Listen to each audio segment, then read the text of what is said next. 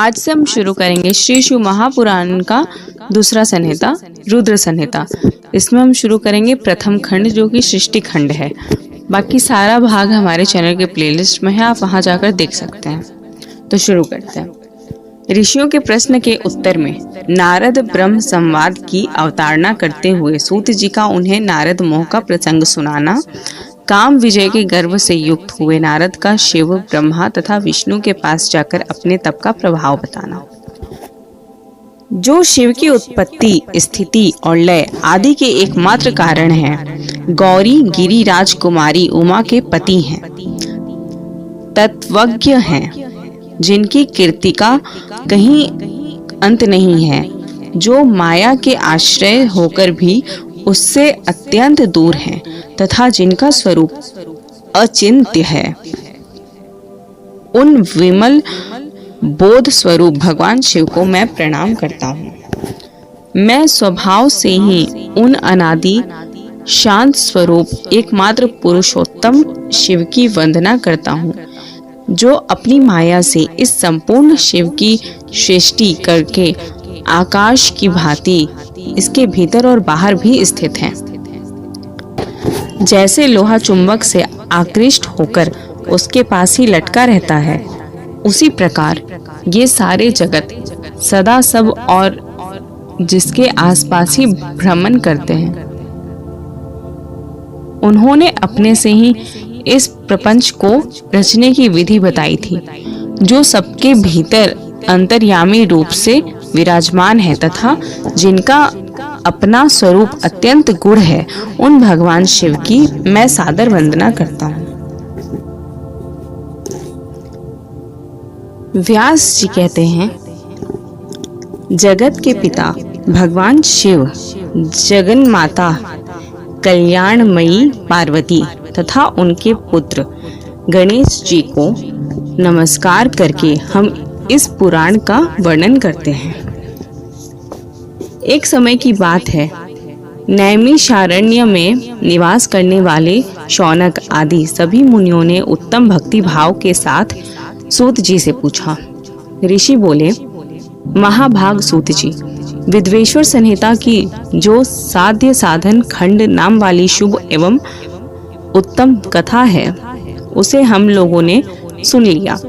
उसका आदि भाग बहुत ही रमणीय है तथा वह शिव भक्तों पर भगवान शिव का वात्सल्य स्नेह प्रकट करने वाली है। विद्वान, आप भगवान शिव के परम उत्तम स्वरूप का वर्णन कीजिए, साथ ही शिव और पार्वती के दिव्य चरित्रों का पूर्ण रूप से श्रवण कराइए। हम पूछते हैं, निर्गुण महेश्वर लोक में सगुण रूप कैसे धारण करते हैं? हम सब लोग विचार करने पर भी शिव के तत्व को नहीं समझ पाते। सृष्टि के पहले भगवान शिव किस प्रकार अपने स्वरूप से स्थित होते थे? फिर सृष्टि के मध्यकाल में वे भगवान किस तरह क्रीड़ा करते हुए सम्यक व्यवहार बर्ताव करते हैं, और सृष्टि कल्प का अंत होने पर वे महेश्वर देव किस रूप में स्थित रहते हैं? लोक कल्याणकारी शंकर कैसे प्रसन्न होते हैं, और प्रसन्न हुए महेश्वर अपने भक्तों तथा दूसरों को कौन सा उत्तम फल प्रदान करते हैं? यह सब हमसे कहिए। हमने सुना है कि भगवान शिव शीघ्र प्रसन्न हो जाते हैं। वे महान दयालु हैं, इसलिए अपने भक्तों का कष्ट नहीं देख सकते। ब्रह्मा, विष्णु और महेश ये तीन देवता शिव के ही अंग से उत्पन्न हुए हैं। उनके प्रकाट्य की कथा तथा उनके विशेष चरित्रों का वर्णन कीजिए। प्रभु, आप उमा के आविर्भाव और विवाह की भी कथा कहिए। विशेषतः उनके गृहस्थ धर्म का और अन्य लीलाओं का भी वर्णन कीजिए। निष्पाप सूत जी, हमारे प्रश्न के उत्तर में आपको ये सब तथा दूसरी बातें भी अवश्य कहनी चाहिए। सूत जी ने कहा, मुनीश्वरों, आप लोगों ने बड़ी उत्तम बात पूछी है। भगवान सदाशिव की कथा में आप लोगों की जो आंतरिक निष्ठा हुई है, इसके लिए आप धन्यवाद के पात्र हैं। ब्राह्मणों, भगवान शंकर का गुणानुवाद सात्विक, राजस और तामस तीनों है। प्रकृति के मनुष्यों को सदा आनंद प्रदान करने वाला है। पशुओं की हिंसा करने वाले निष्ठुर कसाई के सिवा दूसरा कौन पुरुष उस गुणानुवाद को सुनने से उब सकता है? जिनके मन में कोई तृष्णा नहीं है, ऐसे महात्मा पुरुष भगवान शिव के उन गुणों का गान करते हैं, क्योंकि वह गुणावली संसार रूपी रोग की दवा है। मन तथा कानों को प्रिय लगने वाली और संपूर्ण मनोरथों को देने वाली है। ब्राह्मणों, आप लोगों के प्रश्न के अनुसार मैं यथा बुद्धि प्रयत्न पूर्वक शिव लीला का वर्णन करता हूँ। आप आदर पूर्वक सुने। जैसे आप लोग पूछ रहे हैं, उसी प्रकार देवर्षि नारद जी ने शिव रूपी भगवान विष्णु से प्रेरित होकर अपने पिता से पूछा था। अपने पुत्र नारद का प्रश्न सुनकर शिव भक्त ब्रह्मा जी का चित्त प्रसन्न हो गया और वे उन मुनि शिरोमणि को हर्ष प्रदान करते हुए प्रेम पूर्वक भगवान शिव के यश का गान करने लगे। एक समय की बात है, मुनि शिरोमणि विप्रवर नारद जी ने, जो ब्रह्मा जी के पुत्र हैं, विनीत चित्त हो तपस्या में मन लगाया। हिमालय पर्वत में कोई एक गुफा थी जो बड़ी शोभा से संपन्न दिखाई देती थी। उसके निकट देव नदी गंगा निरंतर वेग पूर्वक बहती थी। वहां एक महान दिव्य आश्रम था जो नाना प्रकार की शोभा से सुशोभित था। दिव्य दर्शी नारद जी तपस्या करने के लिए उसी आश्रम में गए। उस गुफा में देखकर मुनिवर नारद जी बड़े प्रसन्न हुए और सुदीर्घ काल तक वहां तपस्या करते रहे। उनका अंतःकरण शुद्ध था। वे दृढ़ता पूर्वक आसन बांधकर मौन हो प्राणायाम पूर्वक समाधि में स्थित हो गए। ब्राह्मणों, उन्होंने वह समाधि लगाई जिसमें ब्रह्म का साक्षात्कार कराने वाला अहम ब्रह्मास्मि, मतलब मैं ब्रह्मा हूँ, यह विज्ञान प्रकट होता है। मुनिवर नारद जी जब इस प्रकार तपस्या करने लगे, उस समय वह यह समाचार पाकर देवराज इंद्र कांप उठे। वे मानसिक संताप से विल हो गए। ये नारद मुनि मेरा राज्य लेना चाहते हैं। मन ही मन ऐसा सोचकर इंद्र ने उनकी तपस्या में विघ्न डालने के लिए प्रयत्न करने की इच्छा की। उस समय देवराज ने अपने मन से कामदेव का स्मरण किया। स्मरण करते ही कामदेव आ गए। महेंद्र ने उन्हें नारद जी की तपस्या में विघ्न डालने का आदेश दिया। यह आज्ञा पाकर कामदेव वसंत को साथ ले बड़े गर्व से उस स्थान पर गए और अपना उपाय करने लगे। उन्होंने वहां शीघ्र ही अपनी सारी कलाएं रच डाली। वसंत ने भी मदमत्त होकर अपना प्रभाव अनेक प्रकार से प्रकट किया। मुनीश्वरों, कामदेव और वसंत के अथक प्रयत्न करने पर भी नारद मुनि के चित्त में विकार नहीं उत्पन्न हुआ। महादेव जी के अनुग्रह से उन दोनों का गर्व चूर्ण हो गया। शौनक आदि महर्षियों, ऐसा होने में जो कारण था उसे आदर पूर्वक सुनो। महादेव जी की कृपा से ही नारद मुनि पर कामदेव का कोई प्रभाव नहीं पड़ा। पहले उसी आश्रम में काम शत्रु भगवान शिव ने उत्तम तपस्या की थी और वहीं उन्होंने मुनियों की तपस्या का नाश करने वाले कामदेव को शीघ्र ही भस्म कर डाला था। उस समय रति ने कामदेव को पुनः जीवित करने के लिए देवताओं से प्रार्थना की। तब देवताओं ने समस्त लोगों का कल्याण करने वाले भगवान शंकर से याचना की। उनके याचना करने पर वे बोले, देवताओं, कुछ समय व्यतीत होने के बाद कामदेव जीवित हो जाएंगे, परंतु यहाँ उनका कोई उपाय नहीं चल सकेगा।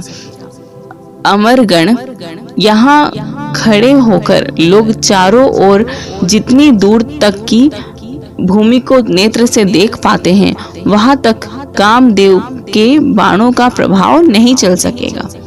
इसमें संशय नहीं है। भगवान शंकर की इस उक्ति के अनुसार उस समय वहां नारद जी के प्रति कामदेव का निजी प्रभाव मिथ्या सिद्ध हुआ। वे शीघ्र ही स्वर्ग लोक में इंद्र के पास लौट गए। वहां कामदेव अपना सारा वृतांत और मुनि का प्रभाव कह सुनाया। तत्पश्चात इंद्र की आज्ञा से वे वसंत के साथ अपने स्थान को लौट गए। उस समय देवराज इंद्र को बड़ा विस्मय हुआ। उन्होंने नारद जी की भूरी भूरी प्रशंसा की, परंतु शिव की माया से मोहित होने के कारण वे उस पूर्व वृत्तांत को स्मरण न कर सके। वास्तव में इस संसार के भीतर सभी प्राणियों के लिए शंभु की माया को जानना अत्यंत कठिन है। जिसने भगवान शिव के चरणों में अपने आप को समर्पित कर दिया है, उस भक्त को छोड़कर शेष सारा जगत उनकी माया से मोहित हो जाता है। नारद जी भी भगवान शंकर की कृपा से वहां चिरकाल तक तपस्या में लगे रहे। जब उन्होंने अपनी तपस्या को पूर्ण हुई समझा, तब वे मुनि उससे विरत हो गए। कामदेव पर मेरी विजय हुई, ऐसा मानकर उन मुनीश्वर के मन में व्यर्थ ही गर्व हो गया। भगवान शिव की माया से मोहित होने के कारण उन्हें यथार्थ बात का ज्ञान नहीं रहा। वे यह नहीं समझ सके कि कामदेव के पराजित होने में भगवान शंकर का प्रभाव ही कारण है। उस माया से अयत्न मोहित हो मुनि शिरोमणि नारद अपना काम विजय संबंधी वृतांत बताने के लिए तुरंत ही कैलाश पर्वत गए। उस समय वे विजय के मद से उत्तम हो रहे थे। वहां रुद्रदेव को नमस्कार करके गर्व से भरे हुए मुनि ने अपने आप को महात्मा मानकर तथा अपने ही प्रभाव से कामदेव पर अपनी विजय हुई समझकर उनसे सारा वृतांत का सुनाया। वह सब सुनकर भक्त वत्सल भगवान शंकर ने नारद जी से, जो अपनी शिव की ही माया से मोहित होने के कारण काम विजय के यथार्थ कारण को नहीं जानते थे और अपने विवेक को भी खो बैठे थे, कहा।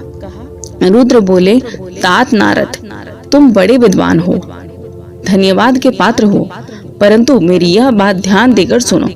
अब से फिर कभी ऐसी बात कहीं भी न कहना। विशेषतः भगवान विष्णु के सामने इसकी चर्चा कदापि न करना। तुमने मुझसे अपना जो वृतांत बताया है, उसे पूछने पर भी दूसरों के सामने न कहना। यह सिद्धि संबंधी वृतांत सर्वथा गुप्त रखने योग्य है।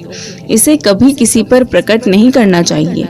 तुम मुझे विशेष प्रिय हो, इसलिए अधिक जोर देकर मैं तुम्हें यह शिक्षा देता हूँ और इसे न कहने की आज्ञा देता हूँ, क्योंकि तुम भगवान विष्णु के भक्त हो और उनके भक्त होते हुए ही मेरे अत्यंत अनुगामी हो।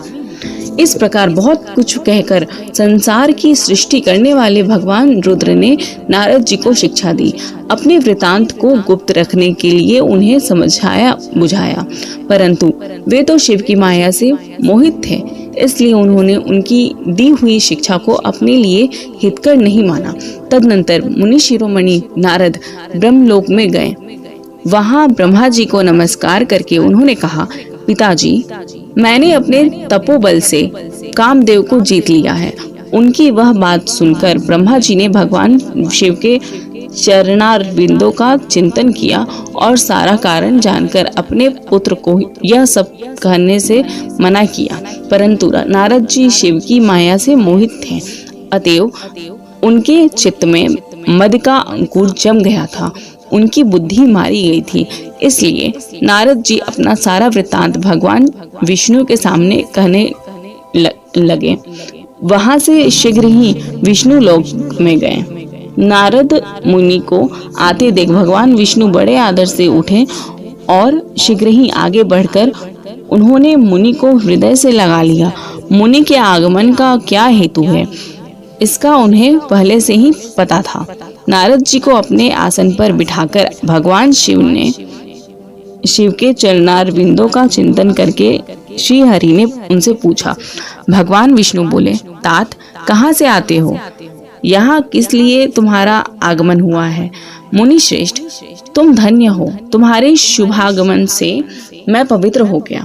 भगवान विष्णु का यह वचन सुनकर गर्व से भरे हुए नारद मुनि ने मद से मोहित होकर अपना सारा वृतांत बड़े अभिमान के साथ कह सुनाया। नारद मुनि का वह अहंकार युक्त वचन सुनकर मन ही मन भगवान विष्णु ने उनकी काम विजय के यथार्थ कारण को पूर्ण रूप से जान लिया। तत्पश्चात श्री विष्णु बोले, मुनि श्रेष्ठ, तुम धन्य हो, तपस्या के तो भंडार ही हो, तुम्हारा हृदय भी बड़ा उदार है। मुने, जिसके भीतर भक्ति, ज्ञान और वैराग्य नहीं होते, उसी के मन में समस्त दुखों को देने वाले काम, मोह आदि विकार शीघ्र उत्पन्न होते हैं। तुम तो नैष्ठिक ब्रह्मचारी हो और सदा ज्ञान वैराग्य से युक्त रहते हो, फिर तुम में काम विकार कैसे आ सकता है। तुम तो जन्म से ही निर्विकार तथा शुद्ध बुद्धि वाले हो। श्री हरि की कही हुई ऐसी बहुत सी बातें सुनकर मुनि शिरोमणि नारद जोर जोर से हंसने लगे और मन ही मन भगवान को प्रणाम करके इस प्रकार बोले। नारद जी ने कहा, स्वामिन, जब मुझ पर आपकी कृपा है तब बेचारा कामदेव अपना क्या प्रभाव दिखा सकता है। ऐसा कहकर भगवान के चरणों में मस्तक झुकाकर इच्छानुसार विचरने वाले नारद मुनि वहां से चले गए। तो यहाँ पे हमारा रुद्र संहिता का पहला भाग कंप्लीट होता है। धन्यवाद।